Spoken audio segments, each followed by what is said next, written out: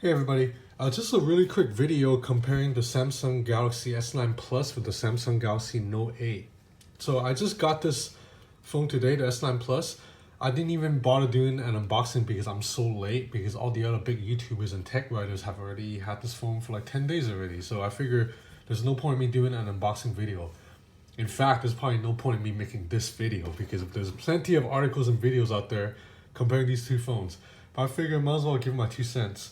So first of all, these cases I actually purchased off Taobao. I purchased them myself. They weren't sent to me. I like them a lot. So the brand is called Keezy Home. If you like leather cases, I think, and you have access to Taobao, I think they're worth a look. I think they're only on Taobao, not on Amazon or anything. So let's get these phones naked though. So one of the first things that jumped out at me is how much smaller this phone feels in the hand, even though this is the Plus phone. So in terms of display size, it's not that far apart. The Note 8 has a 6.3 inch display. The Samsung Galaxy S9 Plus has a 6.2 inch. So 6.2, 6.3. So the difference is minimal in terms of screen size. But this phone just feels a little bit slimmer.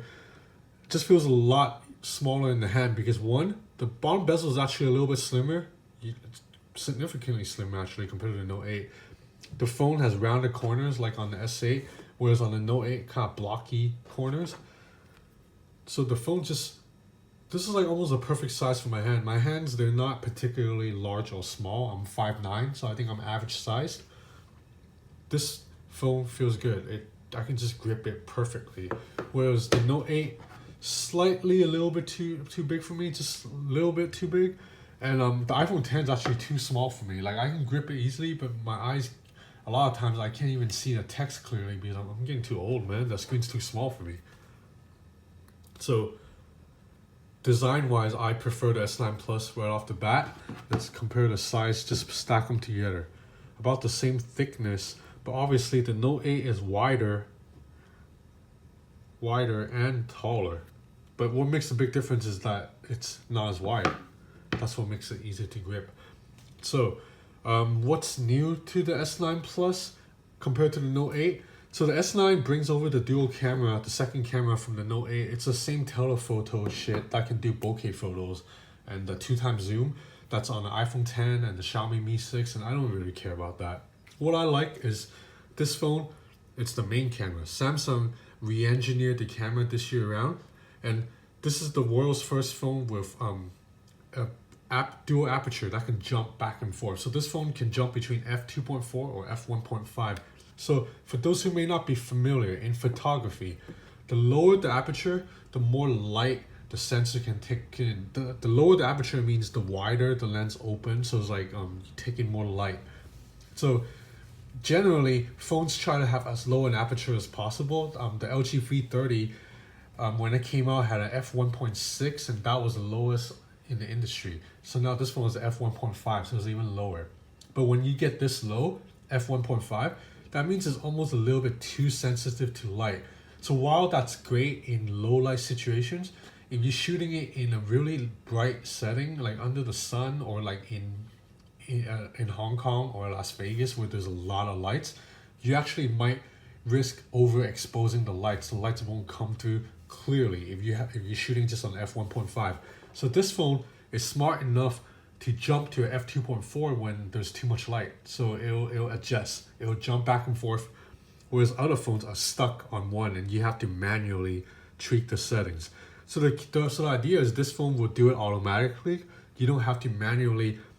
Now when you take a photo on a lot of phones, you have to tap it and then you have to adjust the slider. So the theory is with the Samsung Galaxy S9 Plus, you don't have to do that much. But I want to go into Pro mode really quick just to show you that the aperture, you can change it yourself. And I really like it. It's really cool. You see it? You see the lens kind of either open up or get smaller? So that's pretty cool, a mechanical shutter. And I actually took some photos already back in comparing the Note 8 and the S9 Plus. And you definitely see the difference in low light. In fact, this is probably the best low light camera right now. Until maybe the Huawei P20 will top it though, if I'm hearing correctly. So you look at these two photos. I took them side by side. in my dark living room with basically no lights on. So it's really dark here. And then you look at the two photos right now, they look about the same through the screen right now. But when you actually put them on a computer, when you blow it up, you see that the S9 Plus, it's a little bit brighter and there's more details. Look at the Berlin on the Note 8 on the right. It's very blurry. On the S9 Plus, it's clear. And you look at right here, same thing. Look at how blurry this is compared to this.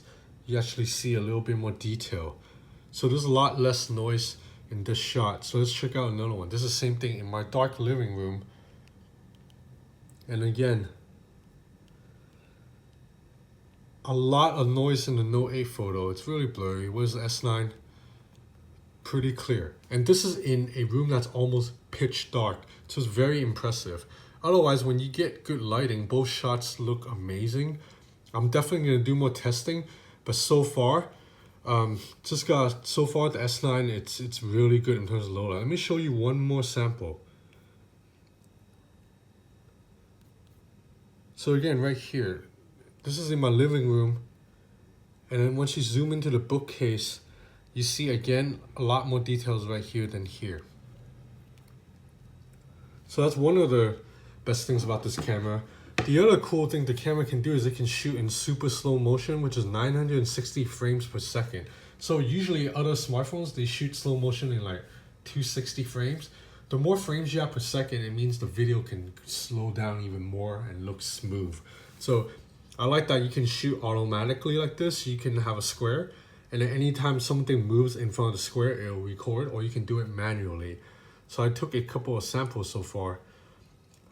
Not as much as I like, because you need a lot of light actually to take slow motion videos. And unfortunately, I didn't get a lot of light today because it was really rainy and cloudy all day. But let's check out this one.